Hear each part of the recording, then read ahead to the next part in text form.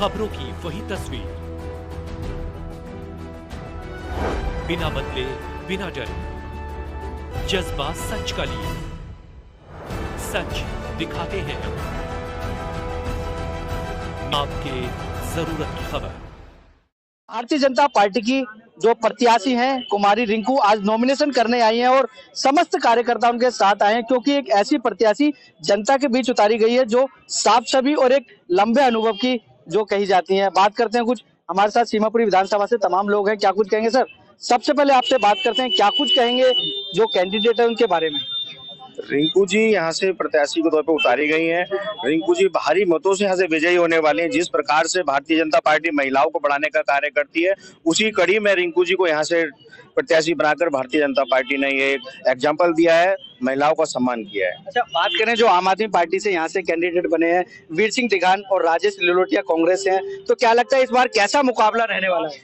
मुकाबला तो है ही नहीं, रिंकू जी एक तरफा चुनाव जीतेंगी। अगर मुकाबला ही होता तो कांग्रेस से जीतते।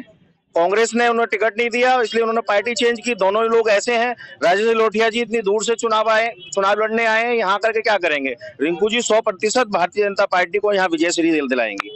राजेश लिलोटिया हो चाहे वो वीर सिंह दिगान हो, लगातार कह रहे हैं अरविंद केजरीवाल की जो नीतियां हैं उससे जनता खुश है। इस बार तो हम जो प्रत्याशी रिंकू दीदी है उनका सुपड़ा साफ करने वाले हैं। ऐसा कहने से कुछ नहीं होता है।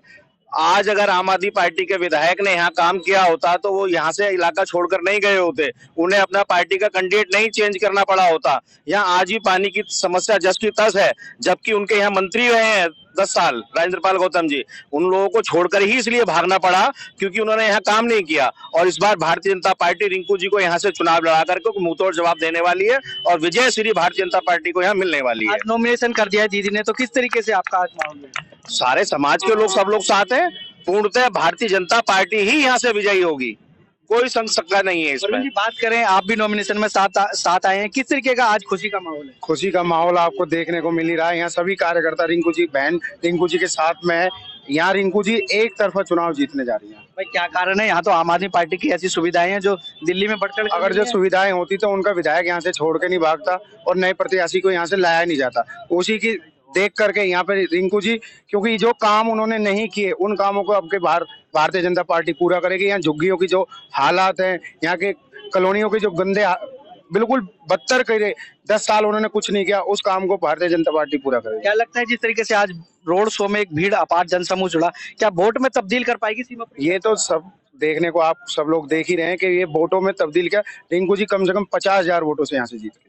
पिंटू भाई क्या कुछ कहेंगे? रिंकू दीदी के नॉमिनेशन में आप सब शामिल हुए, किस तरीके का उससे का माहौल है और क्या कुछ कहेंगे विधानसभा में? रिंकू जी के साथ अनुसूचित जाति वर्ग एक तरफा जुड़ रहा है। जैसे कि हमने पहले भी देखा अनुसूचित जाति वर्ग कम जुड़ता था, लेकिन इस बार मुझे लग रहा है अनुसूचित वर्ग जो है बहुत ज्यादा रिंकू जी के साथ जुड़ रहा है और अनुसूचित जाति मोर्चे का सबसे ज्यादा अनुसूचित जाति लोगों का वोट रिंकू जी को मिलने वाला है। कहीं ना कहीं पार्टी में भी विरोध हो रहा था कि रिंकू जी को क्यों वोट या टिकट दिया गया। रिंकू जी को सही टिकट मिला है, रिंकू जी इसके लिए लायक है। रिंकू जी चुनाव की रणनीति नीति सब जानती हैं, एक्सपीरियंस है, 2 बार पार्षद रही हैं, तो इसलिए पार्टी ने उन्हें चुनाव। क्या लगता है जो सीमापुरी विधानसभा की जरूरत है रिंकू दीदी पूरा कर पाएंगी?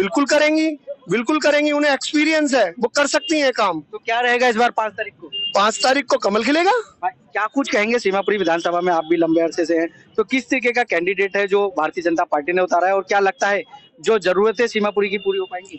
नहीं, पिछले 15 साल तक तो वीर सिंह दिगान जी रहे यहाँ से विधायक, और उसका परिणाम सीमापुरी की जनता ने किया कि उसको 3 बार तक हराया यहाँ पे, और फिर वही अब आम आदमी पार्टी से लड़ रहा है। जो 10 साल राजेंद्र पाल गौतम ने दलित पिछड़ा अल्पसंख्यकों के नाम से राजनीति करके गया, वो अपना 57 बीघा जमीन कहीं खरीदा है उन्होंने अल्पसंख्यकों के पैसे से और एससी वर्ग के पैसे। दीदी भी, वो रिंकू दीदी भी तो कांग्रेस से थी, वो भी तो चुनाव लड़ रही है। रिंकू जी 2 साल पहले भारतीय जनता पार्टी में ज्वाइन करी है और मात्र 53 वोट से रह गई थी किसी कारण से। 2 बार निगम पार्षद रही है, भारी मतों से जीती है पहले भी, और ये उनका 5वां चुनाव है और इस बार पार्टी ने सोच समझ के यहाँ से टिकट दिया है। तो अरविंद केजरीवाल की फ्री की जो राजनीति है, चाहे बिजली, पानी, स्वास्थ्य, शिक्षा और जो सम्मान निधि, संजीवनी, तो कहाँ भारतीय जनता पार्टी टिकती है? नहीं, सम्मान निधि और संजीवनी तो योजना तो है ही नहीं, वो तो फ्रॉड को था बिल्कुल। उसी की सरकार ने वो जारी करके क्या नोटिफिकेशन जारी किया कि ऐसी कोई योजना है नहीं, और बाद में देखे कि किस तरह से पुलिस ने भी किया कि वो जो जहाँ तहाँ भर रहे थे वो सबको पकड़ के बंद किया उन्होंने। क्या लग रहा है सीमापुरी इस बार किस ओर है? सीमापुरी की जनता लोकसभा में भी दिखा दिया है कि अब यहाँ से भारतीय जनता पार्टी जीतेगी। और जो वीर सिंह दिगान आम आदमी पार्टी से लड़ रहे हैं उसका तो पहले 2 बार जमानत जब्त हो गया है। लास्ट टाइम में उनको 76 वोट मिला था। जो कांग्रेस से लड़ रहे हैं वो लगभग पटेल नगर से आए हैं वो, तो उनका भी कोई ज्यादा वर्चस्व नहीं है। सीमापुरी के जो जितने भी है दलित, अल्पसंख्यक और आपका पूर्वांचल का समाज, एससी वर्ग का समाज, टोटल सब रिंकू दीदी के साथ है। भाई क्या कुछ कहेंगे, आप भी लोग साथ है भाई, क्यों रिंकू दीदी के साथ जुड़ रहे हैं आप सब? रिंकू दीदी ने नंद नगरी में, जब रिंकू दीदी 2 बार पार्षद रही, 10 साल उनका जो है समय पूरा हुआ, रिंकू दीदी ने अपना पूरा सहयोग दिया नंद नगरी में भी और आसपास अपना सीमापुरी, सुंदर नगरी। रिंकू दीदी का हर जगह व्यवहार अच्छा है। अगर मैं बात करूंगा राजेंद्र पाल गौतम जी की, वह दलित समाज की बात तो करते हैं परंतु वह दलित समाज के साथ है नहीं। वह 10 साल आम आदमी पार्टी को देने के बाद वह एकदम रफू चक्कर हो गए, कांग्रेस पार्टी में आ गए। और यही बात करूंगा वीर सिंह दिगान जी की, 15 साल आम आदमी पार्टी में कांग्रेस में रहने के बाद वह भी एकदम रफू चक्कर होके आज आम आदमी पार्टी में जुड़ गए। रोशन भाई क्या कुछ कहेंगे, सीमापुरी विधानसभा क्या मांगती है, क्या रिंकू दीदी पूरी? सीमापुरी विधानसभा शुरू से चाह रही थी कि कोई एक ऐसी विचारधारा का कोई कैंडिडेट आए जो इस जनता को सुने और 5 साल विकास कार्य करे। तो आज इस विधानसभा में एक पुरानी विचारधारा की जो नई विचारधारा में परिवर्तन करके भारतीय जनता पार्टी ने एक लेडीज उम्मीदवार उतारा है जिसका नाम है रिंकू दीदी। अब वो पूरा विश्वास इस जनता ने दे रही है सीमापुरी विधानसभा वो 100% जीतेगी और अपने वाले दिल्ली के। अरविंद केजरीवाल तो बिजली, पानी, स्वास्थ्य, शिक्षा सब मुफ्त दे रहे हैं, तो फिर भारतीय जनता पार्टी कैसे जीत सकती है? सर अरविंद केजरीवाल और जिस तरीके की उनकी योजना है वो एक तरीके से सिर्फ लिखावट दस्तावेज है, पर जमीनी स्तर पे उनकी इस प्रकार की कोई रिपोर्ट नहीं है जो उन्होंने फ्री दी है। क्या कुछ कहेंगे रिंकू दीदी को? रिंकू दीदी एक समाज सेवी चेहरा है और जिस चेहरे ने समाज सेवा को प्रखर रखा हो, प्रथम रखा हो, जिसने अपने आजीवन विवाह ना किया हो और सेवा भाव से अपने जीवन को समर्पित कर दिया अपने लोगों के लिए, अपने समाज के लिए, मैं चाहूंगा ऐसे प्रत्याशी को चुनकर आना चाहिए। क्या कुछ कहेंगे, रिंकू दीदी का लंबा अनुभव राजनीति का काम आने वाला है? लंबा अनुभव इसलिए है क्योंकि देखो वो जैसा बताया गया, मेरे भाई ने बताया कि ये समाज सेवी रही हैं। इनको हर एक समाज का, चाहे वो ब्राह्मण समाज हो, राजपूत हो या दलित हो, वो हर इनको सम्मान दिया जाता है। इन्होंने सदा से ही अपने अंदर कोई पार्टीबाजी का नहीं रखा इन्होंने कि मेरे को समाज की सेवा करनी है और वो ही करना है।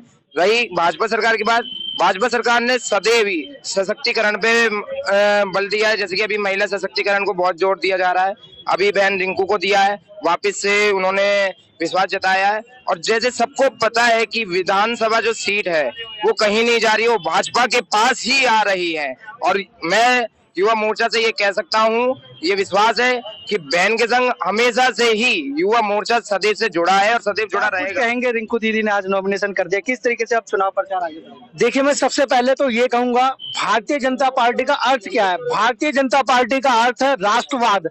भारतीय जनता पार्टी का अर्थ है देश का सर्वांगीण विकास। भारतीय जनता पार्टी का अर्थ है देश की सुरक्षा। अगर मोदी जी है, भारतीय जनता पार्टी है, तो आपको विकास की चिंता करने की जरूरत नहीं है। इस समय सबसे बड़ा मुद्दा है देश में विकास के साथ साथ सबसे बड़ा मुद्दा है हिंदुत्व। हिंदुत्व को कोई भी पार्टी थी, चाहे वो कांग्रेस थी या आम आदमी पार्टी, हमेशा उन्होंने हिंदुत्व को नीचा दिखाया है। उन्होंने जिहादियों का समर्थन किया है। भारतीय जनता पार्टी एकमात्र ऐसी पार्टी है जो हिंदुत्व के सपोर्ट में खड़ी रहती है। हमें अपने हिंदुत्व को आगे लेके जाना। आज मोदी जी ने पूरे विश्व में हिंदुत्व का परचम फहराया है, तो इसलिए मैं आपसे ये कहूंगा, आज आप बांग्लादेश में जो हालात, दिल्ली के लिए क्या किया है मोदी जी ने? कुछ दिल्ली के लिए मोदी जी ने क्या कुछ नहीं किया। दिल्ली जी के लिए मोदी जी ने 5 किलो राशन देते हैं, हर गरीब परिवार को मिलता है। कहते हैं अगर अरविंद केजरीवाल को योजना देता है तो दिल्ली की जनता को आप वो बना रहे हैं, लेकिन जब मोदी जी राशन देते हैं तो आप उस पर सवाल क्यों नहीं खड़ी करते? देखिए अगर मोदी जी राशन दे रहे हैं, राशन जो है वो हमारी मूलभूत सुविधा है। गेहूं दे रहे, चावल दे रहे, ये अन्न को हम भगवान मानते हैं, ये हमारी मूलभूत सुविधा है। मोदी जी ये नहीं कह रहे कि हम पैसा बांटेंगे। यहाँ पे अगर मोदी जी अनाज दे रहे हैं तो वो सबका पेट भर रहे हैं। मोदी जी ने बाय वन गेट वन दारू नहीं दी, केजरीवाल ने बाय वन गेट वन दारू दी। केजरीवाल ने क्या किया, जिनकी उम्र 21 साल थी, दारू पीने वाले की मिनिमम उम्र उसे घटा के 18 साल कर दिया। क्यों किया जी आपने? आप दारू के ठेके खुलने की जो टाइम क्या रहेगा सीमापुरी विधानसभा में, किधर की ओर है जनता? सर सीमापुरी में विधानसभा में इस बार भगवा का परचम लहराएगा और भारतीय जनता पार्टी भगवा लहराएगी। ये सुना आपने, ये थी सीमापुरी की जनता जिन्होंने रिंकू दीदी के नॉमिनेशन के बाद एक खुशी जाहिर की और एक तरीके से एक जोश का भी माहौल है कि इस बार ऐसी प्रत्याशी है जिसके लिए चुनाव प्रचार में हमें काम करने को सौभाग्य मिलेगा। कैमरामैन सुनील के साथ संदीप कुमार, तेज समाचार।